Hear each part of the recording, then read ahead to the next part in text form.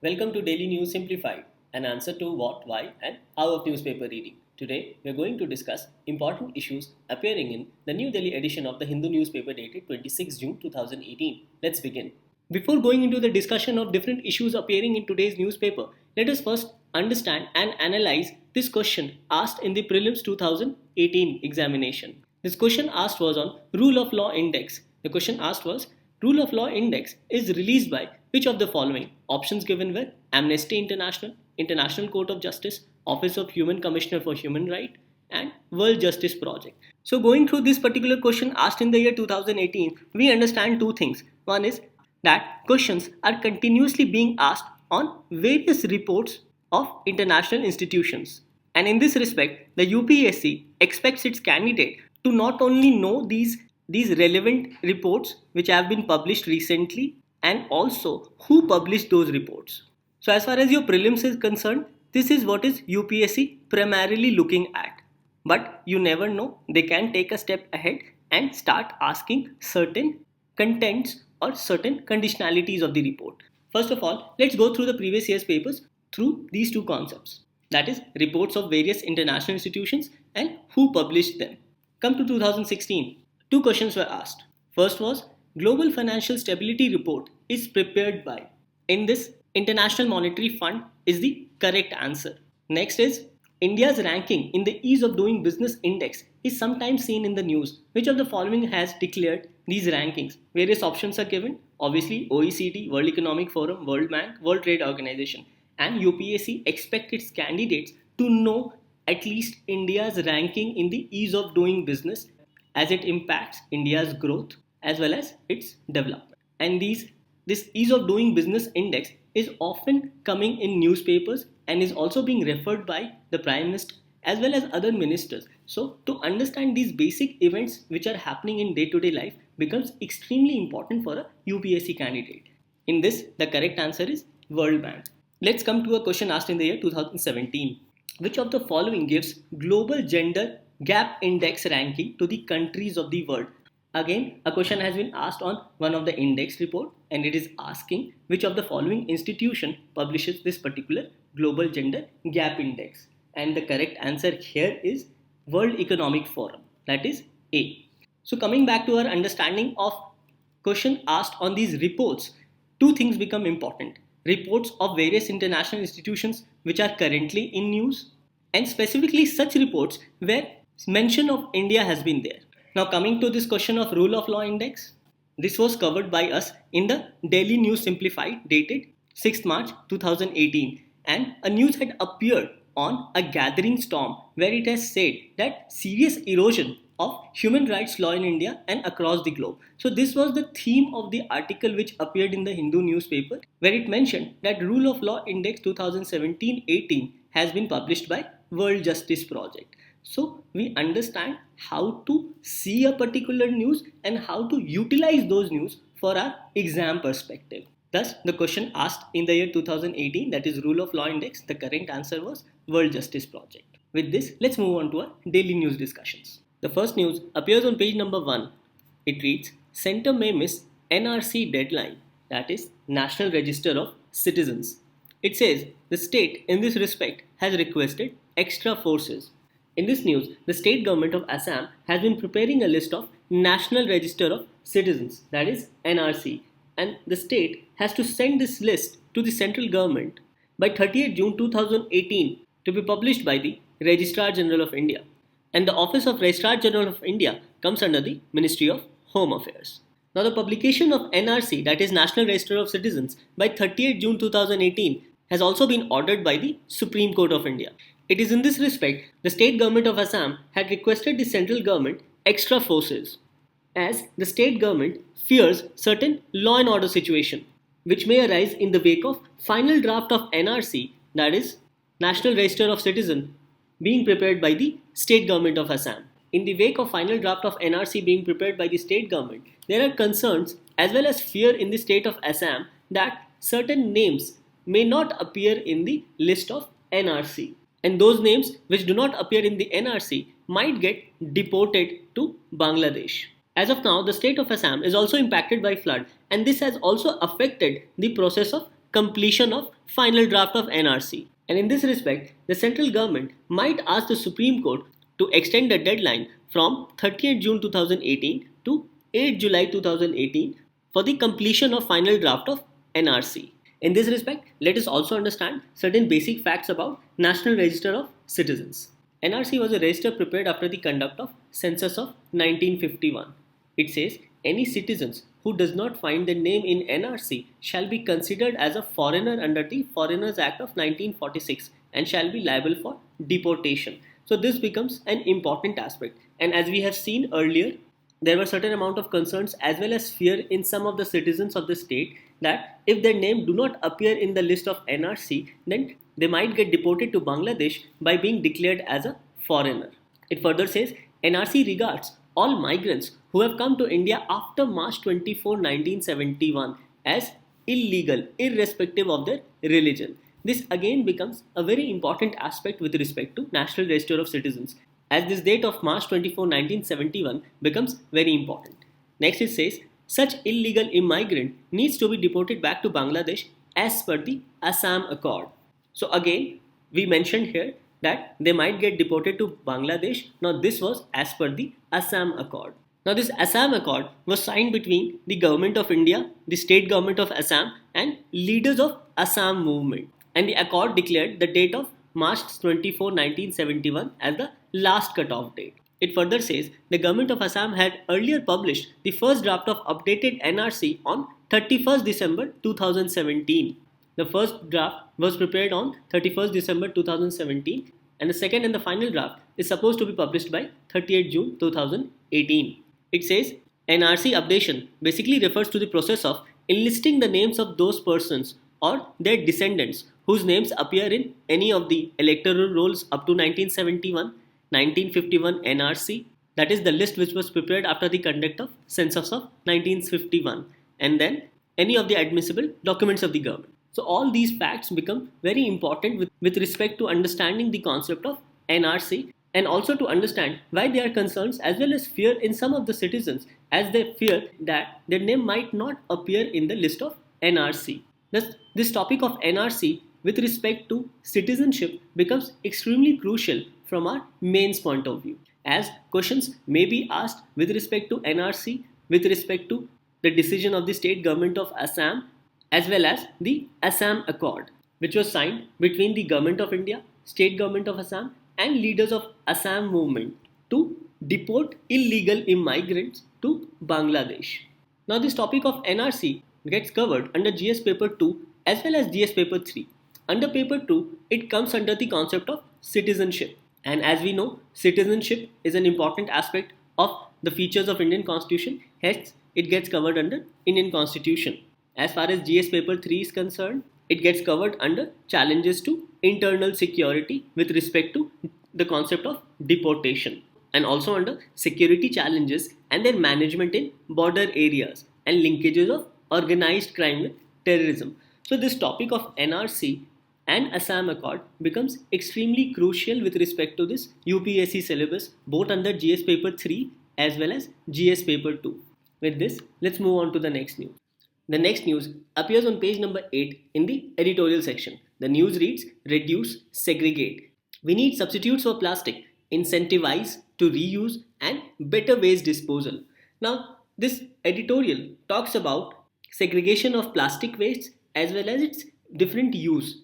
And as you can see in these pictures, how plastics really impact our environment, including the marine life.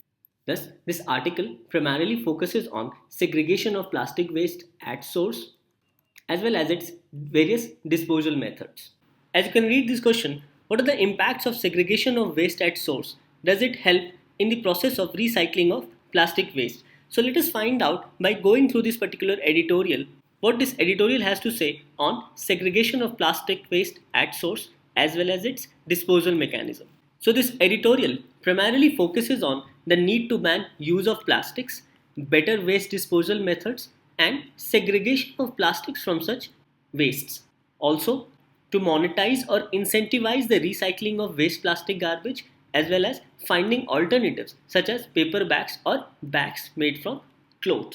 Now this editorial has been written in the backdrop of the fact that Maharashtra government has banned the use of plastic, including consumer articles. And this ban has been introduced after a 3-month notice period, both to the manufacturers of such plastic as well as its users or consumers. Now, this ban becomes significant because this year itself, India hosted the World Environment Day, where the Prime Minister of India made a high profile pledge that it would do away with all single use plastics by the year 2022. Hence, this ban by Maharashtra government in this backdrop becomes significant. However, the pledge taken by the Prime Minister is not backed by an action plan, as there seems certain incoherency with respect to implementation of ban on use of plastic between the central government, different state governments, as well as various local governments. And this incoherency must be removed so that all these entities are in sync with one another with respect to ban on plastic use. Coming to the second aspect of better waste disposal methods, India's Plastic Waste Management Rules 2016 has called for a ban on plastic bags below 50 micron thickness, phasing out manufacture and sale of non-recyclable multi-layered plastics within 2 years, and segregation of waste at source. Thus, this segregation of waste at source becomes one of the key aspects of this India's plastic waste management rules. And this segregation of waste at source can also lead to better recycling of these wastes. However, as of now, this segregation of waste at source seems difficult, primarily due to lack of awareness among both the manufacturers as well as its users, due to lack of official support, and also due to lack of proper infrastructure to handle such garbage or waste. In this respect, it is interesting to know, in this respect, it is important to know that if the segregated plastic waste is mixed with organic or sanitary matter, its ability to be recycled gets diminished. Thus, plastic waste, if mixed with other waste, then its ability to get recycled decreases, which results in leading to loss in value. Thus, there is a need to segregate plastic from waste for its proper recycling, as mixing of plastic with other organic or sanitary matter may diminish its value. This editorial also focuses on the concept of EPR, that is Extended Producer Responsibility, where it says even companies who generate plastic waste should contribute in reducing such plastic waste by collectively implementing the concept of EPR, that is Extended Producer Responsibility. And this can be done by geographically dividing a region into zones and then handling the waste generated in their designated zones. So, this concept of EPR can be utilized by different companies who manufacture such plastic products. Thus, this editorial suggests that for a proper ban on plastics, there is a need of synchronization between central government, state government, as well as the local government, and any incoherency must be removed. And there is also a need for better waste disposal methods, including segregation of different waste, including that of plastics. Also, to monetize or incentivize the recycling of waste plastic garbage by proper segregation at source, and also to find alternatives such as paper bags or bags made from cloth. Thus, what is required is actual proper implementation of these rules. And in this regard, the Urban Development Secretary in each state must produce a monthly report where it is mentioned how such plastic waste is collected at source, including details of the types of chemicals involved and the methods used for disposal of such wastes. Such compulsory disclosure norms will maintain public pressure on the authorities, including the state pollution control boards. This will also help in achieving the pledge taken by our Prime Minister to do away with the use of plastics by the year 2022. Hence, proper implementation of rules in this regard becomes very essential for not only recycling of plastic waste but also of not only segregation of plastic waste at source but also utilization of other waste as required. Thus, this editorial on reduction and segregation of waste at source becomes extremely crucial from your UPSC mains point of view. Now, after going through this particular editorial, you can now answer this particular question, which was asking what are the impacts of segregation of waste at source? Does it help in the process of recycling of plastic waste? Yes, it helps, because if we segregate plastic waste from other waste, then it adds value to the recycled product. As far as the syllabus is concerned, this topics gets covered under GS paper 3, specifically under conservation as well as environmental pollution and degradation. Thus, this editorial on reduction and segregation of plastic waste becomes extremely important from your UPSC mains point of view. With this, let's move on to the next news. The next news appears on page number 13. The news reads, Anchor Bank for PSB consolidation put on hold. Classification of banks into 3 categories mooted. Earlier, the government had planned to identify roughly 6 to 10 public sector banks as an anchor bank to pilot consolidation process among public sector banks. And this was done considering the rising NPA, that is non-performing asset. Now these NPAs or non-performing assets is a loan or an advance whose interest remains unpaid for a period of 90 days or more. In other words, these loans stop earning interest for the banks. So to stop the slide of these rising NPAs, the government had earlier decided to appoint 6 to 10 public sector banks as anchor banks. And these anchor banks would have rallied other weak banks with themselves for a consolidation process. However, the government is currently not considering this concept of anchor bank as feasible, and instead an alternative proposal is being discussed by the Ministry of Finance. In this respect, let us go through this particular question. Does rising non-performing assets of scheduled commercial banks impact the overall growth and development of the country? Give reasons. Yes, rising non-performing assets of banks impact their ability to give loans to entrepreneurs or any person who seeks business interest. As we have seen that these rising NPAs have stopped earning interest for banks, hence it has become difficult for these banks to give more loans, and because of this less money is being disbursed in the market for credit expansion, and the ability of the bank to give loans impact all the sectors of the economy, and can be said that rising NPAs does impact the overall growth as well as development of the country. Now coming back to this concept of anchor bank, as discussed, the Ministry of Finance is considering an alternative proposal where the ministry is looking into concept of classifying banks into 3 categories, namely universal bank, national retail bank and regional retail bank.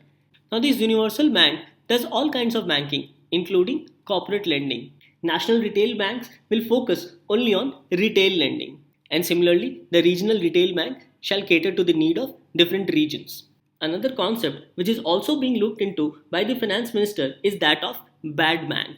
This idea of bad bank is not new but has been pursued earlier, and the idea of bad bank also arose due to rising NPA of banks. Let us see some of the facts about bad banks. To address the issue of non-performing assets and to ease the financial burden of banks and financial institutions across India, the Ministry of Finance, in consultation with RBI, had proposed an idea of setting up of a bad bank which will exclusively deal with the problem of NPAs. So we understand the concept of bad bank was floated exclusively to deal with the problem of NPAs, that is non-performing assets. It further says a bad bank is a bank or some type of financial institution that buys and holds all of the bad or toxic assets from banks and financial institutions which have stopped earning interest. As we have seen earlier that NPAs impact banks earning, all those toxic assets of banks and financial institutions could have been transferred to this bad bank. It says such bad loans are then sold to the highest bidder in the market. Bad bank, when backed by the government, gains credit worthiness and reliability among investors, thereby attracting them to invest in such schemes. So since the government will be backing these bad banks, hence their credit worthiness and reliability among investors will help them in attracting investments. Further it says bad bank will buy NPAs from banks and financial institutions to free up their stressed balance sheets. This is very important. So one of the important purpose is to free their stressed balance sheets. Free the stressed balance sheets of commercial banks. It will further help banks and FIs in creating space for fresh lending, which will eventually help them in asset creation, thereby mobilizing the economy. So now go through this particular question. Does rising non-performing assets of scheduled commercial banks impact the overall growth and development of the country? Give reasons. So I'm sure after going through this particular point, you would be clear how freeing those stressed balance sheets of banks will further help in creating space for fresh lending for banks, which will eventually help them in asset creation in the economy, which will also help in mobilizing the economy. This concept of bad bank was pioneered at the Mellon Bank in 1988 in response to the problems in the bank's commercial real estate portfolio. So in this news, we saw certain facts about bad banks as well as anchor banks and how the government is planning to reduce the problem which is currently being faced by the banks because of rising NPAs. So this news on anchor banks is a news in transition. Let's wait and watch what the Ministry of Finance ultimately decides with respect to freeing the stressed assets of commercial banks. This topic gets covered under GS paper 3, specifically under economic development, Indian economy and issues relating to planning, mobilization of resources, growth, development and employment. Thus, this news on anchor bank becomes extremely important to understand the current issue of rising NPAs in commercial banks. With this, let's move on to the next news. The next news appears on page number 8. The news reads, "An unequal platter. It is time the government finds a sustainable solution to the malnutrition crisis." So this article particularly focuses on assessment of ongoing malnutrition crisis among tribal children.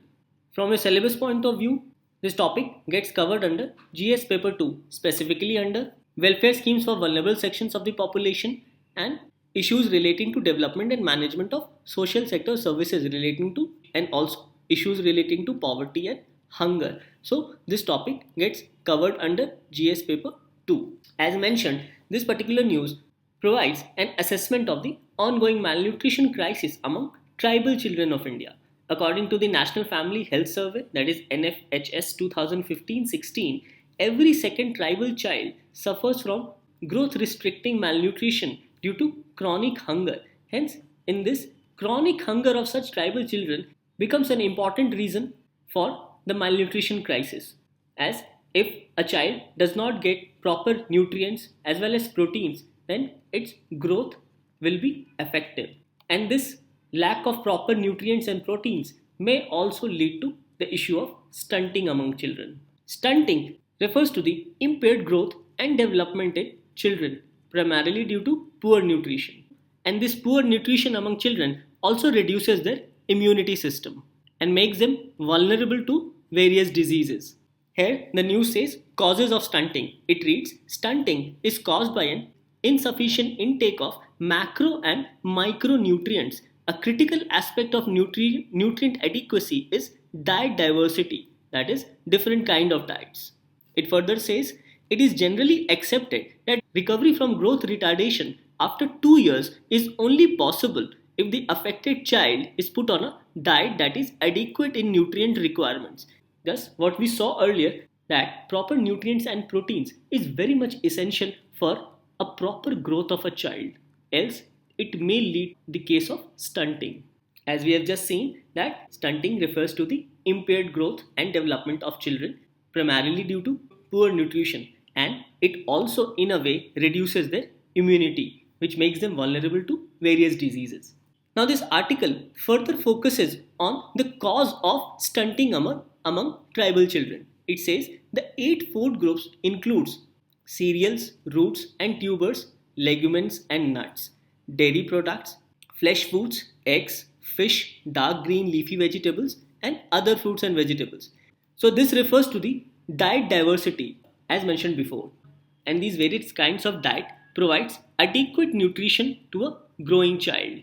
It says tribal children had a dietary diversity score of between 2 and 3, implying that they had food from only 2 or 3 of the 8 food groups. So this is a very disturbing trend, that of the lots given here, they were taking food from only 2 or 3 of these particular groups. Thus, 2 to 3 groups out of 8 definitely refers to the case of lack of nutrition.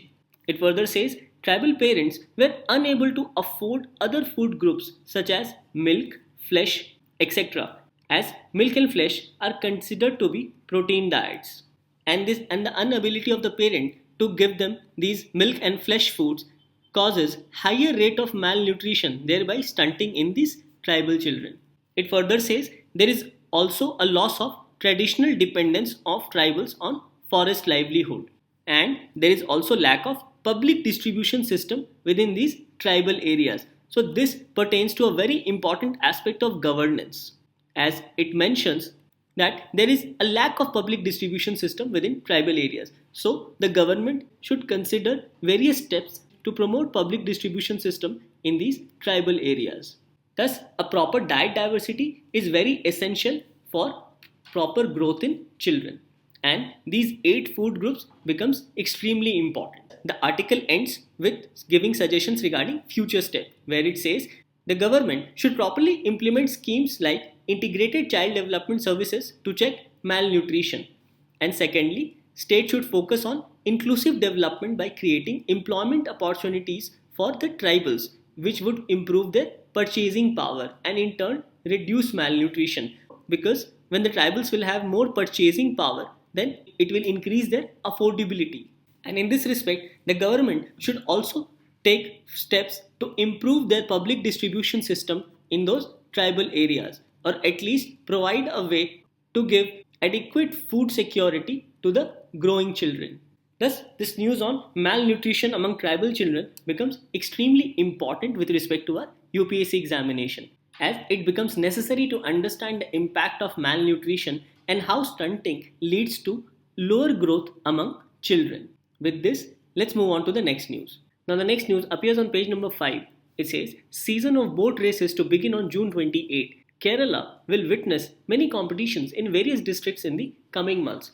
Now, in this news, you will come across a term known as Vallam Kali. Now, Vallam Kali refers to a traditional boat race of Kerala, as you can see in these pictures. And this Vallam Kali is also known as snake boat race. Now, this Vallam Kali is a form of canoe racing and uses paddle water canoes. And Vallam Kali is conducted during the harvest festival of Onam. Thus, this small facts regarding Vallam Kali becomes extremely crucial with respect to your UPSC both pre as well as mains examination.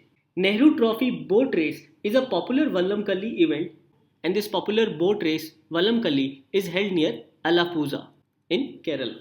Another term which becomes important with respect to Vallam Kali is Vanchi Pattu. Now, Vanchi Pattu refers to a form of poetry in Malayalam language and is used during Vallam Kali festivals. And this Vanchi Pattu is also used as a boat song during the competition. Thus, in this news, we saw about Vallam Kali as well as Vanchi Pattu. We saw that Vallam Kali is a traditional boat race which is also known as snake boat race in Kerala. And this is a form of canoe racing which uses pedal water canoes. And this is conducted during the harvest festival of Onam, which is celebrated in Kerala. Nehru Trophy boat race is also associated with this popular Vallam Kali event which is held in Alappuzha. And we also saw about Vanchi Pattu, which is a boat song sung during the competition of Vallam Kali. And it's also a form of poetry used in Malayalam and also used during Vallam Kali festivals. Thus, it is important to know about different cultures of India. As far as the syllabus is concerned, it gets covered under GS Paper 1, specifically under Indian Heritage and Culture. In this respect, let us go through a question which can be asked in a UPSC examination.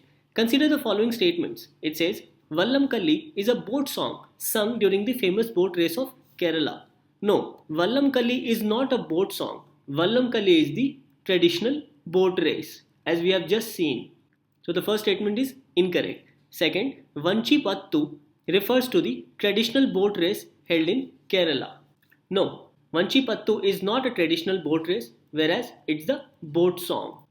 So again, this statement is incorrect. The third statement says the boat race is held during the harvest festival of Onam. Yes, this is correct, as we just saw about Vallam Kali as well as Vanchi Pattu, and also that it is conducted during harvest festival of Onam. So here, which of the statements given above are correct? So only 3 is correct. Hence here D is our correct answer. So such questions can be framed on various traditions and cultures of different corners of India.